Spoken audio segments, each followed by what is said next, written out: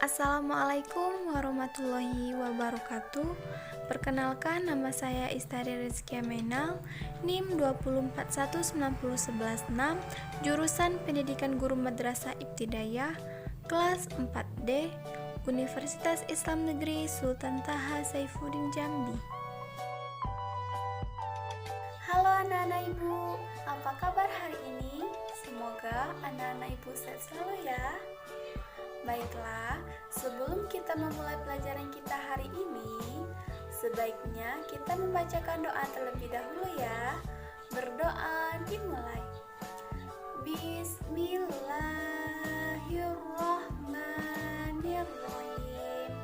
Rabbi zidni ilman warzuqni fahman waj'alni minas sholihin. Amin. Baiklah, kita akan memulai pelajaran kita, tematik kelas 4 SD, tema 3, subtema 1, bagian-bagian tumbuhan dan fungsinya. Baiklah, sebelum kita memulai pelajaran kita hari ini, sebaiknya kita mengetahui apa tujuan pembelajarannya. Tujuan pembelajarannya ada dua. Yang pertama, siswa mampu mengetahui bagian-bagian tumbuhan, dan yang kedua, siswa mampu mengetahui fungsi dari tumbuhan. Baiklah, apakah anak-anak ibu ada yang mengetahui bagian-bagian tumbuhan? Ya, mungkin dari kalian ada yang mengetahui apa saja bagian-bagian tumbuhan, dan ada yang tidak mengetahui apa-apa saja bagian dari tumbuhan. Baiklah, ibu akan menjelaskan dan menyebutkan bagian-bagian tumbuhan. Bagian-bagian tumbuhan, yang pertama ada akar, yang kedua daun, yang ketiga bunga, yang keempat batang, yang kelima buah, dan yang terakhir ada biji. Nah anak-anak, itu adalah bagian-bagian dari tumbuhan. Sekarang mari kita pelajari fungsi dari tumbuhan. Apakah ada anak-anak yang membacakan tentang fungsi-fungsi dari tumbuhan? Ya, yang pertama ada fungsi akar.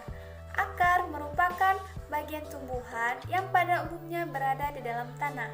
Tapi anak-anak sekalian, akar tidak hanya di dalam tanah, akar ada juga yang menggantung, contohnya adalah pohon beringin. Nah, sekarang coba amati pohon beringin di samping ini. Fungsi dari akar menggantung pada pohon beringin ini adalah untuk respirasi atau pernapasan. Nah, sekarang mari kita cari tahu lagi fungsi akar yang lainnya. Fungsi akar yang lainnya, yang pertama, sebagai bagian yang mengokohkan tumbuhan. Tanpa akar, tumbuhan akan mudah dicabut, mudah roboh jika diterpa angin atau terbawa arus air. Sekarang, mari kita cari tahu lagi fungsi daun. Daun merupakan tempat berlangsungnya fotosintesis. Daun banyak mengandung warna hijau yang biasa disebut dengan klorofil. Daun terdiri dari tangkai daun dan helai daun.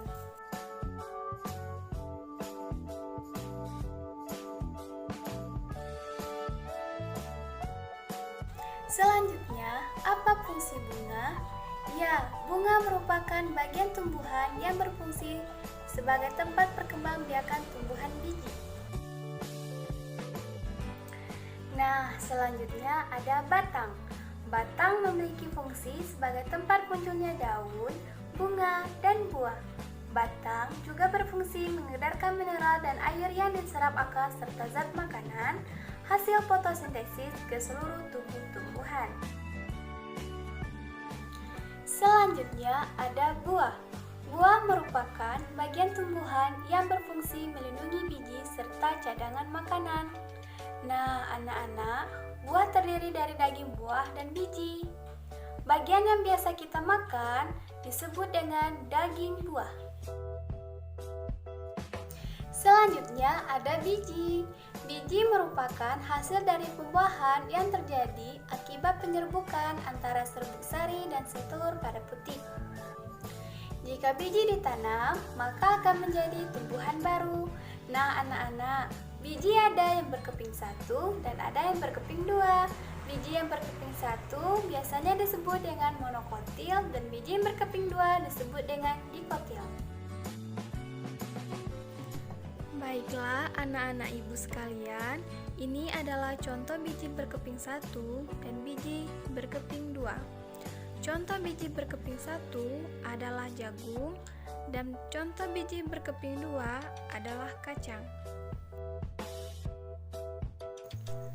Nah, anak-anak sekalian, itulah penjelasan dari ibu. Semoga anak-anak dapat mengerti dan memahaminya. Baiklah, apakah ada yang ingin bertanya? Jika tidak ada, ibu akan memberikan tugas. Kalian kerjakan di rumah dengan baik ya. Baiklah, soal yang pertama, jelaskan apa fungsi akar. Soal yang kedua, berikan contoh biji berkeping 1 dan biji berkeping 2. Yang ketiga, berikan contoh akar yang menggantung.